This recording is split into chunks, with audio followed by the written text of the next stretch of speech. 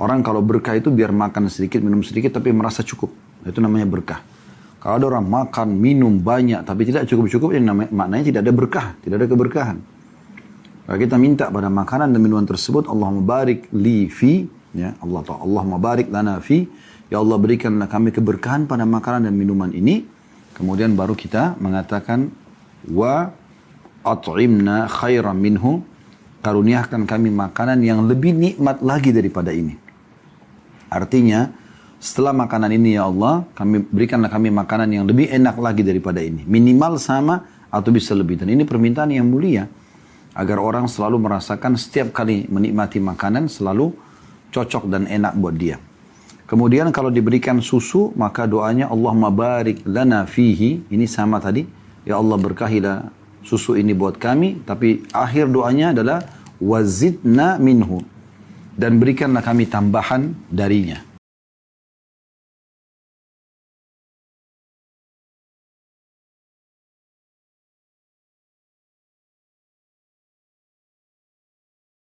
Baik, doa ketika berbuka bagi orang yang berpuasa. Ya. Yang pertama diangkat oleh beliau adalah hadis yang diriwayatkan oleh Abu Daud, jilid 2 halaman 306. Dan disebutkan oleh Syaribani dalam Sahihul Jami' di jilid 4 halaman 209. Dhahaba adh-dhama'u wabtalatil 'uruq wa thabatal ajru insyaallah.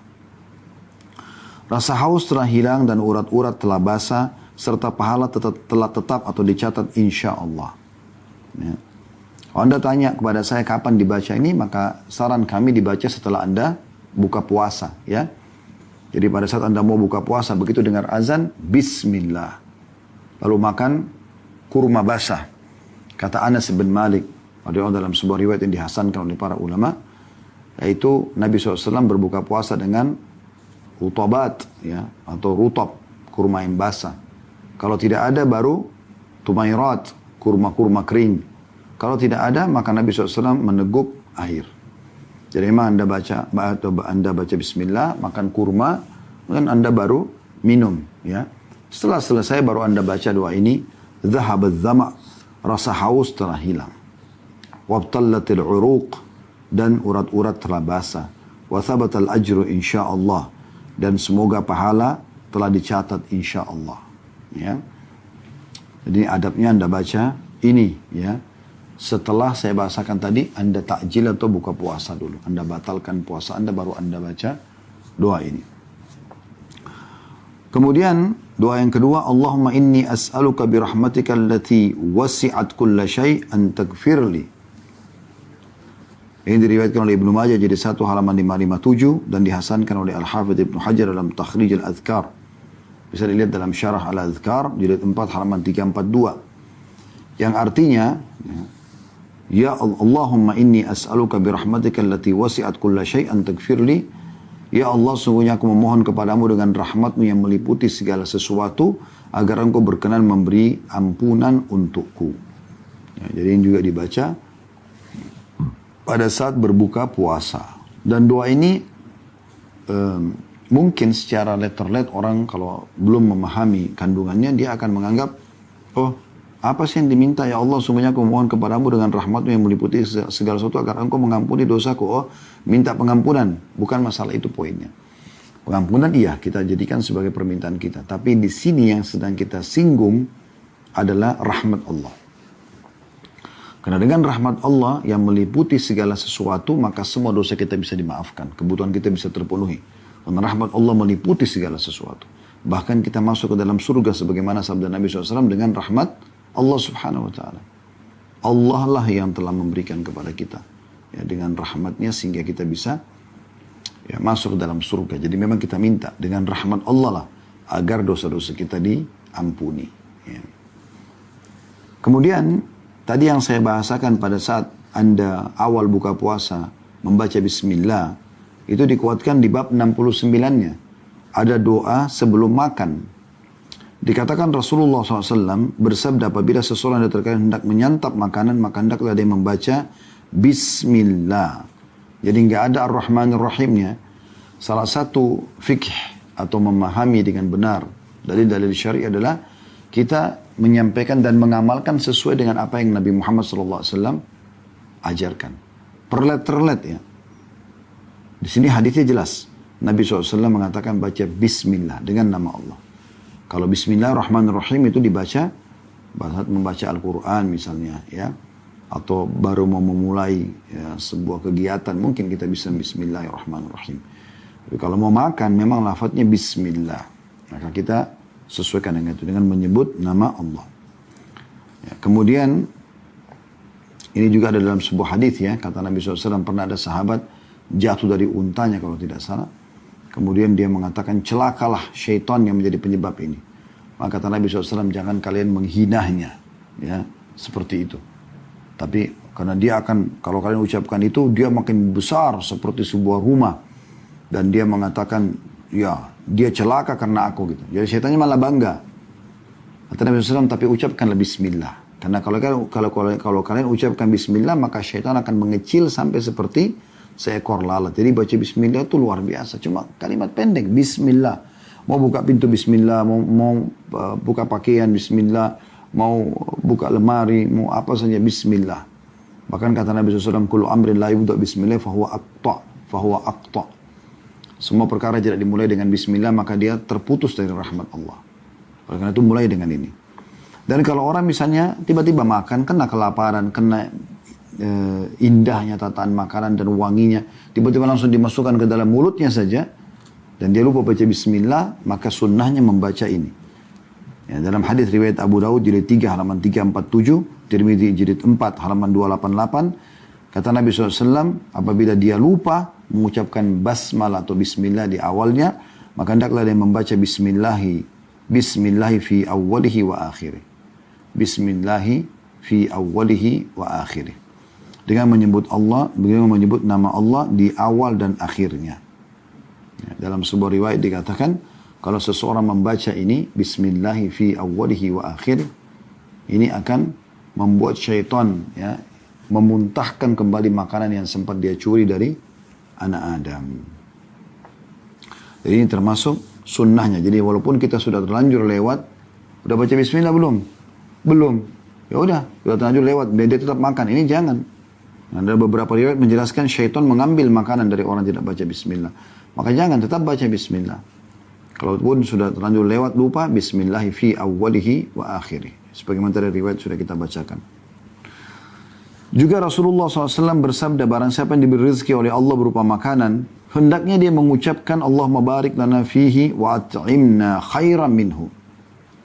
Ya, ini riwayat yang artinya, Allahumma barik lana fihi, ya Allah berikanlah kami keberkahan pada makanan ini, wa at'imna khairan minhu, dan berilah kami makanan yang lebih baik darinya. Berikanlah kami makanan yang lebih baik darinya. Dan apabila diberi rezeki oleh Allah berupa minuman susu, hendaklah dia mengucapkan Allahumma barik lana fihi wa zidna minhu. Ya Allah berilah kami keberkahan pada minuman ini dan tambahkanlah untuk kami darinya. Hadis ini diriwayatkan Tirmidzi jilid 5 halaman 506 dan bisa dilihat dalam Sahih Tirmidzi oleh Albani jilid 3 halaman 158. Ya, jadi ini diantara doa mungkin yang masih luput dari banyak kaum muslimin ya. Mereka kalau bismillah tahu, tapi kalau doa-doa lain mungkin mereka luput ya. Tadi kalau lupa bismillah fi awwalihi wa akhirih. Dengan doa ini, Allahumma barik lana fi wa at'imna khairan minhu. Ya Allah berkahi kami pada makanan ini. Maknanya jadikan ini cukup buat kami. Itu namanya berkah. Allahumma barik lana fihi. Ya Allah berkahi kami pada makanan ini. Wa at'imna khairan minha. Wa at'imna khairan minhu. Dan berikanlah kami makanan yang lebih baik darinya. Maksudnya setelah ini kami dapat lagi makanan yang lebih enak, lebih baik. Sampai akhir nanti kami di surga dapat makanan yang jauh lebih baik. Nah ini berarti kita supaya tidak kehilangan nikmat yang sedang kita nikmati itu, kita berdoa agar Allah Subhanahu wa taala memberikan kita nikmat ya, atau diberikan makanan lebih nikmat daripada apa yang sedang kita makan. Diberikan kenikmatan yang sama saja sudah luar biasa, apalagi kalau diberikan makanan yang lebih nikmat daripada itu. Maka jangan lupa doa ini teman-teman sekalian, semoga Allah mudahkan kita mengamalkan. Allahumma barik lana fihi, ingat selalu itu. Ya Allah berikanlah keberkahan kami pada makanan ini ya. Wa at'imna khairan minhu, wa at'imna khairan minhu, dan berikanlah kami makanan lebih enak daripada ini. Saya ulangi lagi, Allahumma barik lana fihi wa at'imna khairan minhu. Kemudian dikatakan oleh beliau di sini, dan kalau orang diberikan susu, ya, ini ada doanya sendiri, Allahumma barik lana fi, sama tadi ya. Ya Allah berkahi untuk kami dalam susu ini. Kalau tadi makanan, Allah barik lana fi. Tapi kalau makanan kan tambahannya wa at'imna khairan minhu. Ya Allah berkahi buat kami dan berikan kami makan lebih enak daripada itu. Kalau susu, Allah barik lana fi wa zidna minhu. Ya Allah berkahilah apa yang kau berikan kepada kami susu ini, dan ya, tambahkanlah untuk kami. Dan tambahkanlah untuk kami. Ya. Jadi ini semua dibaca doa sebelum makan. Jadi sebelum makan, sebelum minum, kita baca semua ini. Dan jangan sampai lupa untuk selalu membaca bismillah. Dan saya juga mengingatkan diri saya dan teman-teman sekalian, usahakan bersuara. Karena kadang-kadang syaitan membisikkan kita, seakan-akan kita sudah membaca, padahal sebenarnya belum. Dan sudah kita singgung tadi, tanpa membaca bismillah, maka makanan dan minuman bisa diambil oleh syaitan tersebut. Bagaimana caranya? Allahu a'lam. Tapi kita sudah ingatkan juga tadi, ada hadis yang lain, kalau anda lupa baca bismillah dan sudah terlanjur minum atau makan, anda dianjurkan membaca bismillahi fi awwalihi wa akhirih. Artinya, dengan menyebut nama Allah di awal dan akhirnya. Kata Nabi SAW, kalau orang membaca ini, maka syaitan akan memuntahkan kembali apa yang dia curi dari orang tersebut. Oleh karena itu, syaitan selalu membuat kita lupa. Ya, selalu membuat kita lupa, karena memang itu kesempatan emas dia untuk mengambil makanan-makanan dan minuman tersebut. Sama halnya juga dengan makan dan minum dengan tangan kiri. Ini dilarang oleh Nabi SAW. Jangan kalian makan dan minum dengan tangan kiri, karena syaitan makan dan minum dengan tangan kiri. Jadi kita dianjurkan baca bismillah menggunakan tangan kanan. Dan juga termasuk adab dalam minum, maka jangan tergesa-gesa. Ya. Abdullah bin Umar radhiyallahu anhu kadang-kadang dalam satu gelas air itu bisa sampai 10 atau 11 kali tegukan. Jadi tidak tergesa-gesa. Dan beliau setiap kali membaca, setiap kali mau masukkan ke mulutnya baca bismillah. Dan kalau lepas beliau membaca alhamdulillah. Jadi bisa mendapatkan dalam satu gelas air itu 10 pahala baca bismillah. Karena dia setiap kali angkat ke mulutnya baca bismillah lagi. Lepas lagi alhamdulillah. Jadi bagaimana mereka jelinya mencari peluang-peluang pahala itu. Demikian pula tadi kita sudah pelajari doa Allahumma barik lana fihi wa at'imna khairan minhu. Ini kalau kita mendapatkan makanan, kita mengatakan, ya Allah berkahilah aku pada makanan ini. Dan saya sudah jelaskan tadi, makna berkah artinya tercukupi. Ya. Orang kalau berkah itu biar makan sedikit, minum sedikit, tapi merasa cukup. Itu namanya berkah. Kalau ada orang makan, minum banyak, tapi tidak cukup-cukup, yang maknanya tidak ada berkah, tidak ada keberkahan. Kalau kita minta pada makanan dan minuman tersebut, Allahumma barik li fi, ya Allah ta'ala, Allahumma barik lana fi, ya Allah berikanlah kami keberkahan pada makanan dan minuman ini. Kemudian baru kita mengatakan, wa at'imna khairan minhu, karuniakan kami makanan yang lebih nikmat lagi daripada ini.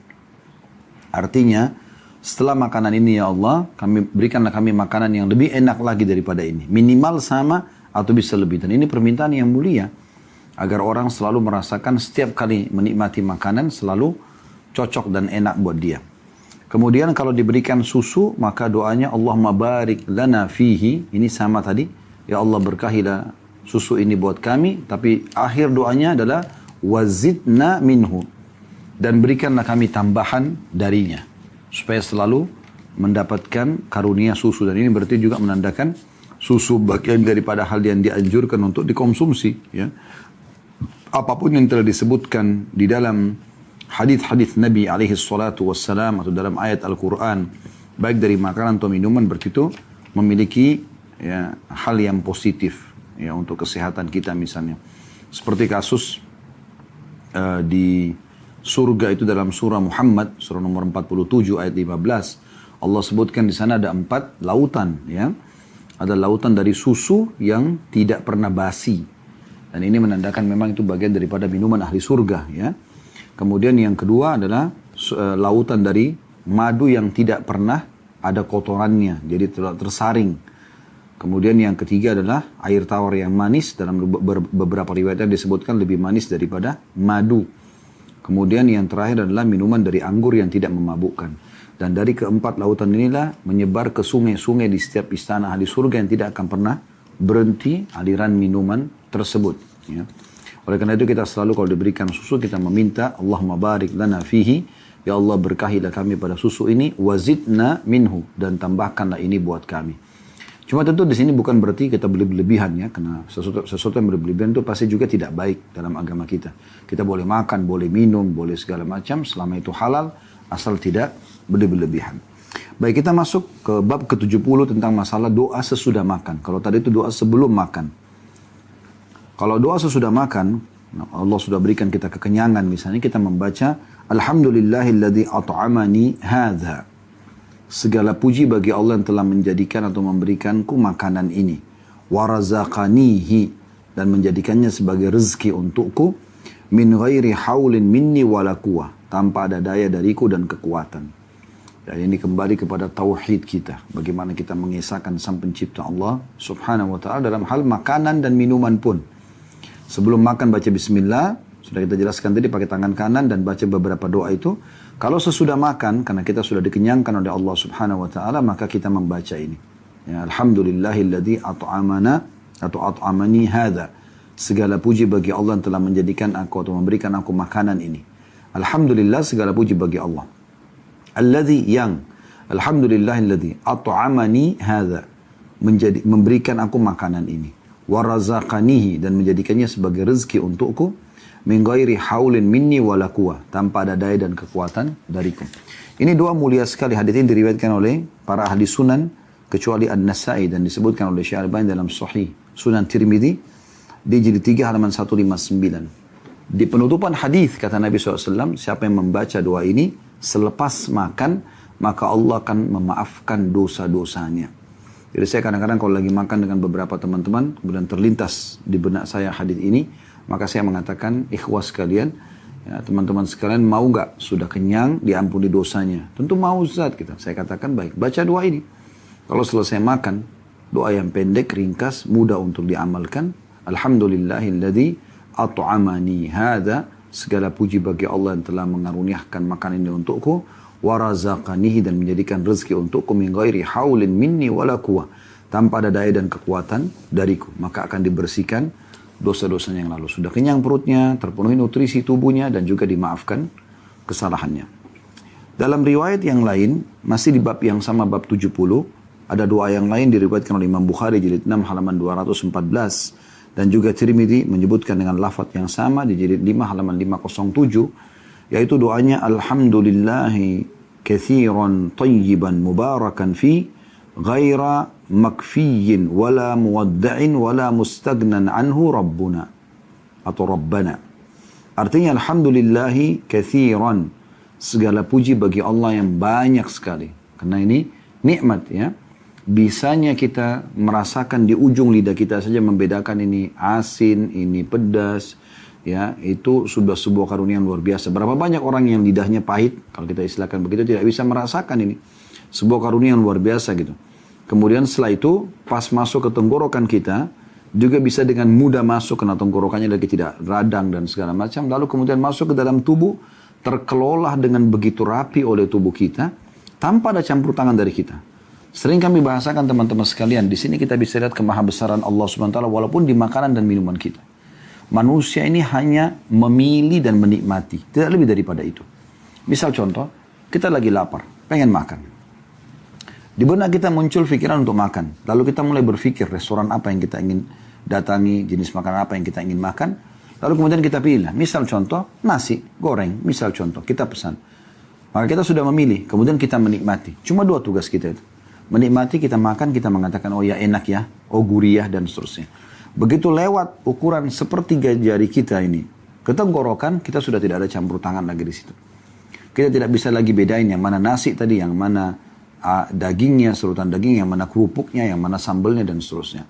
Jadi tubuh kita ini manusia seperti sebuah perusahaan pabrik yang sangat besar, terdiri dari jutaan lift kalau kita bisa bahasakan begitu, karena satu komposisi makanan ini akan langsung terpilah-pilah, kemudian ada yang menjadi langsung digunakan untuk nutrisi tubuh dan bisa terpecah, ada yang menjadi bagian dari darah, otot dan segala macam gitu. Dan ini menandakan teman-teman sekalian, kalau ya kita memang wajar bersyukur kepada Allah Subhanahu wa taala atas segala nikmatnya. Di antaranya makanan ini. Jadi kalau dia mengatakan masa kenapa sih kita setiap kali habis makan bilang alhamdulillah? Memang itu nikmat yang luar biasa karena makanan itu kita cuma tahu milih doang. Kita milih dan nikmati. Selebihnya Allah yang mengatur semuanya. Bahkan yang tidak dibutuhkan oleh tubuh kita, mohon maaf, menjadi tinja. Dan kita mules, kita harus membuangnya. Kalau tidak akan jadi penyakit. Seorang kapten kapal laut di Amerika meninggal, ditemukan dan diteliti. Karena dia penasaran, ini kapten sehat, tidak ada apa-apa gitu. Ya. Sebelum jalan pun pelayaran, maka dia masih sehat, tidak ada masalah. Kok bisa meninggal? Setelah ditelusuri memang ditemukan, maaf dia meninggal di WC. Kemudian dilihat ternyata dia meninggal gara-gara gas yang keluar dari perutnya. Dia selama 3 hari nggak buang air besar. Meninggal gara-gara itu. Ya, dan di sini ditemukan ternyata bisa membuat orang mati. Nah bagaimana Allah pencipta menunjukkan keajaiban penciptaannya dalam diri kita sendiri. Kita setelah menelan makanan yang sama, jenis yang sama, di porsi yang sama itu, Allah bisa bagi yang mana jadi nutrisi, yang mana akan dibuang menjadi kotoran. Dan harus dibuang dari tubuh. Kalau tidak, maka kita bisa meninggal dunia. Ini berarti ada kemahabesaran Allah Subhanahu wa taala. Dan sering kami ingatkan masalah ini teman-teman sekalian. Kalau Anda lagi pengen makan sesuatu, selalu hubungkan dengan tauhid Anda. Supaya Anda mengenal Tuhan Anda. Sekarang kalau kita ingin makan anggur, jangan hanya sekedar pilih langsung anggur merah, hitam, hijau, selesai.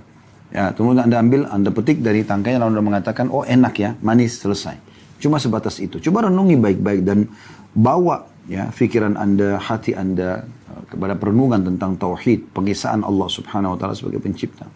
Siapa yang menancapkan anggur itu di tangkai-tangkainya? Bahkan saking lemahnya kita manusia, setelah kita cabut pun dari tangkainya tidak bisa kita tancapin kembali. Berarti ada sesuatu, ada yang mengatur semua ini. Dan siapa yang membuat kulit anggur begitu lembut seperti itu, cita rasanya, aromanya, dan seterusnya. Dan tidak akan pernah habis stoknya. Ini pasti ada yang mengaturnya. Maka harus kita hadirkan Tuhan Allah Subhanahu wa taala dalam hidup kita supaya kita selalu bisa bersyukur dan Anda akhirnya mudah untuk mengucapkan syukuran ini. Karena tidak semudah itu orang selalu mengucapkan alhamdulillah. Segala puji bagi Allah tanpa dia fahami dan merenungi kalau dia punya Tuhan yang mengatur segala sesuatunya.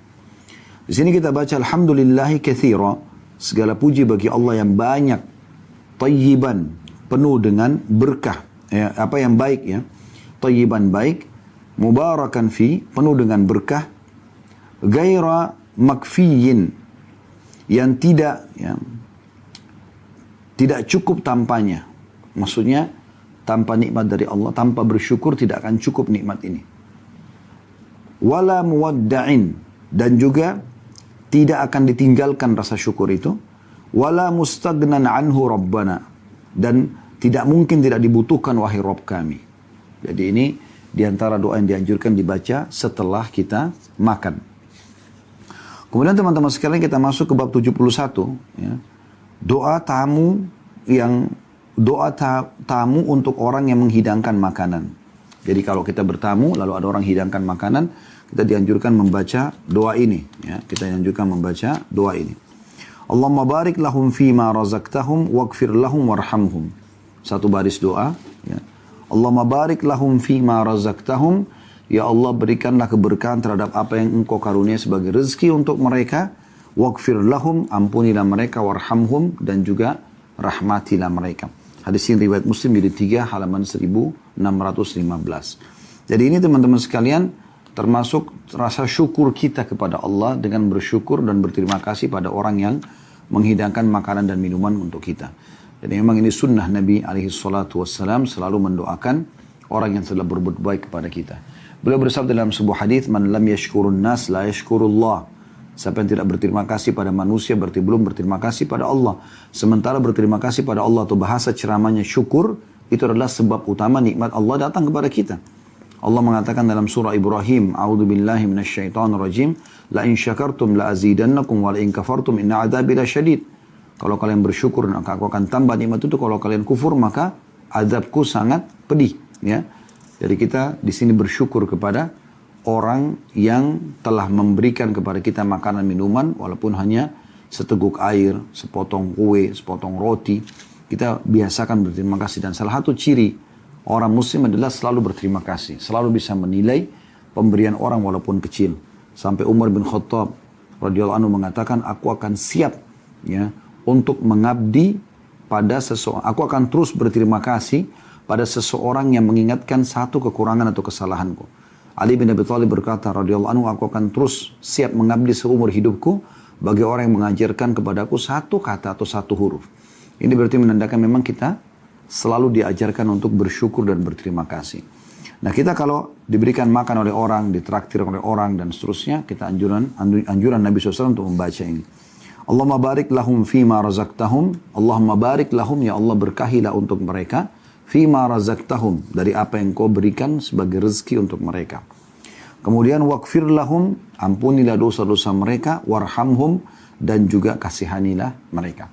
Ini tentu bisa seorang istri baca untuk suaminya yang memberikan nafkah kepada dia. Atau seorang suami bacakan untuk istrinya yang menghidangkan makanan buat dia. Atau anak untuk orang tuanya. Ya. Atau mungkin teman pada temannya dan seterusnya.